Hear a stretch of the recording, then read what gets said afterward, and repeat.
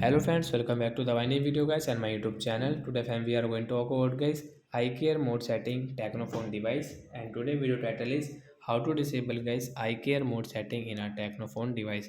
And friends, you can see guys screen color is changed. So how can you off guys this screen color this change setting? Today friends I will show you in this video guys. So before starting video friends, first of all go and subscribe the channel guys, click the bell icon and like the video. So friends, now let's see how can we disable eye care mode. Open your phone setting guys. After on phone setting guys, scroll it friends, click on your phone display and brightness setting guys, tap here guys. You can see your eye care setting guys, tap here. As you can see your eye care mode setting and right side this icon guys, you want to disable, you don't want to use, so guys you can disable from here guys, tap here to disable. After disable skin color will normal, you can see guys. So like that guys we can disable guys eye care mode setting. So that's it guys.